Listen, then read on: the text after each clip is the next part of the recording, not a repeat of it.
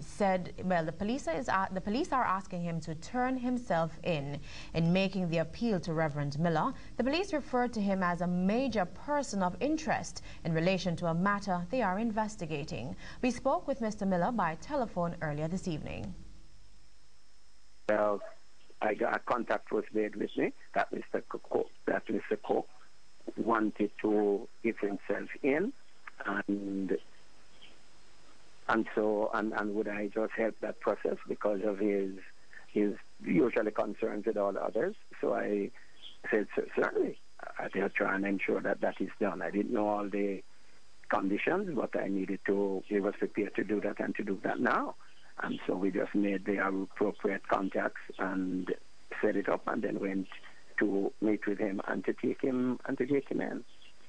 Where exactly were you? On the way that we were on the way taking him in, that a spot check was being done, carried out by the security forces in what is their natural course. And so within that, then we met with them, and the police then took him from, and so the security forces then took him from me at that point, and said that they would take him in. Where were you taking him to? We were taking him to, at the time, making some arrangements. We had made some arrangements with his lawyers and with the U.S. Embassy. Was that his preferred choice as against going to the local? That was his preferred choice. And so the fact I thought what is most important is that he be taken in, and then we'd work all the other stuff out. And since he was ready and all that it means for the country, it's important to the nation. There was an opportunity to help resolve a situation, and so hence I acted on it and would take him, and that was his preference. And so in trust, I had to respond to that and said I would. So I acted it within that context. Are you concerned at all by the request from the police for you? I'm not concerned, not unduly concerned. The police is doing what they ought to do, and they need to get to understand and to get some questions answered and to deal with it and write this up. Would you by chance know where he was in hiding all this time?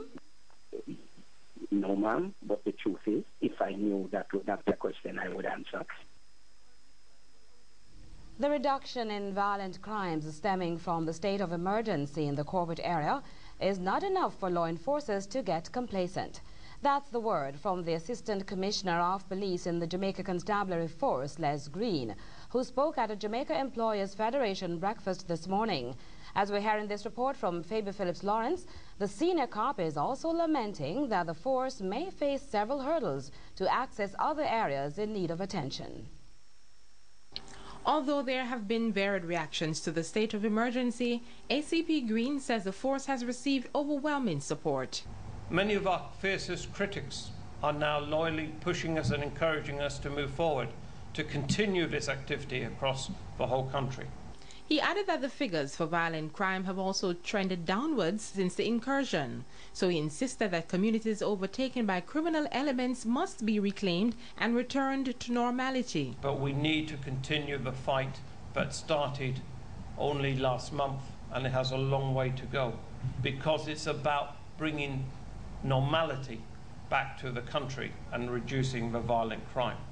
It's not an easy task, as the police well know, given the difficulty in navigating through many unregulated and undeveloped communities.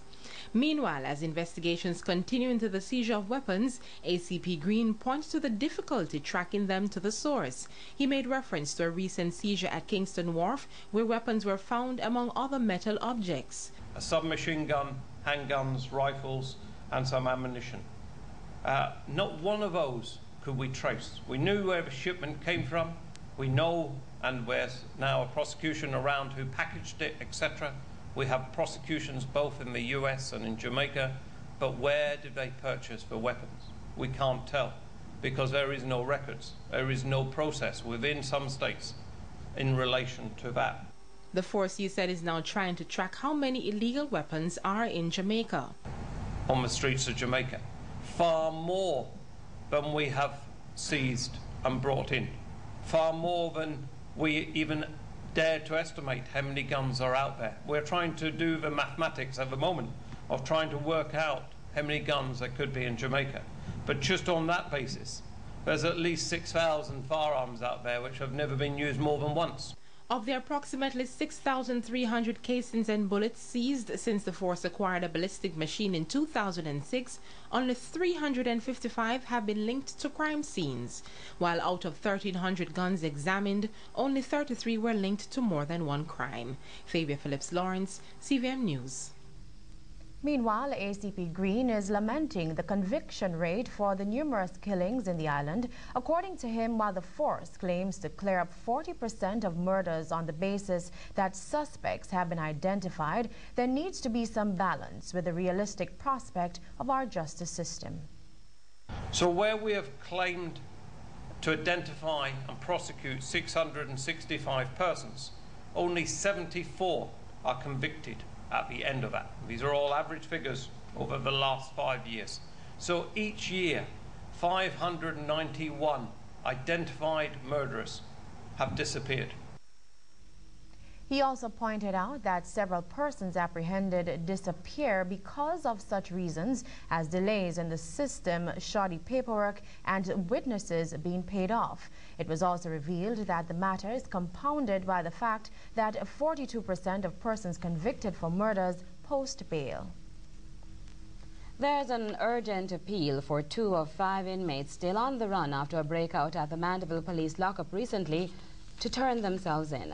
They are 34-year-old Marcel Goulburn, a laborer of Silent Hill, Christiana, and 16-year-old Rodine Nelson of Cedar Grove, Manchester, and Salt Springs, St. James.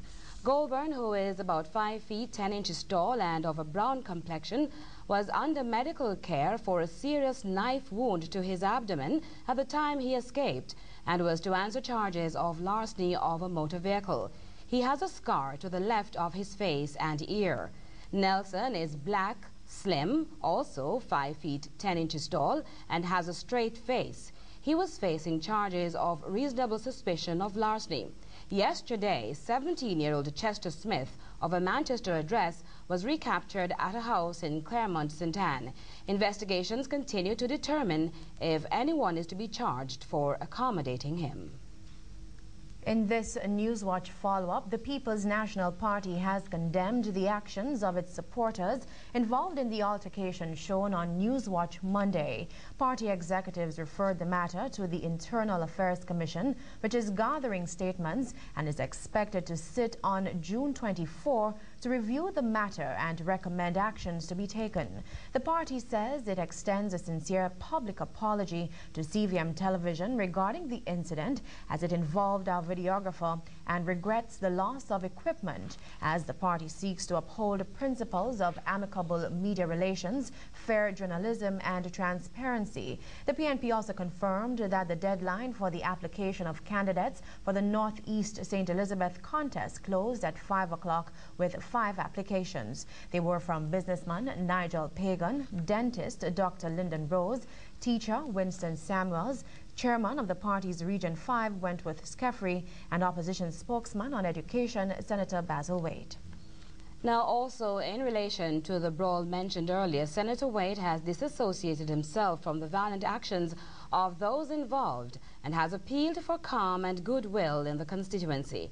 Meanwhile, CVM News has been unable to confirm that supporters of Senator Wade were at the scene. The Office of the Contractor General has begun an audit of records at the Petroleum Corporation of Jamaica and Energy Ministry amidst concerns over the much-touted LNG deal. The details from Dwayne Burbick. A proposed deal to cut Jamaica's oil bill and save the country hundreds of millions of US dollars is now the subject of an investigation by the Contractor General. Greg Christie's unannounced action is aimed at determining whether or not there were any irregularities in the selection of Exmar Consortium as a preferred bidder to establish an LNG regasification terminal and a liquefied natural gas transportation system. The Contractor General's team moved in Tuesday morning to seize records associated with the procurement process, including computer email files of several former and present senior PCJ and ministry officials. The Contractor General says he was tipped by a complainant he described as a seemingly knowledgeable source, who alluded to, among other things, allegations of impropriety and irregularity in the selection of Exmar. It has prompted Mr. Christie to look into allegations that a local company, Caribbean LNG Jamaica Limited, is a part of the Exmar consortium and has as its majority shareholder and one of its directors, former PCJ chairman Ian Moore. The OCG says its checks have revealed that one Paul East and Mr. Moore are listed as directors, not shareholders of the company, which was incorporated 7 months after Moore was sacked as chairman. The listed majority shareholder of the company is a corporate entity, Caribbean LNG BVI Limited, which holds some 80% of the share capital.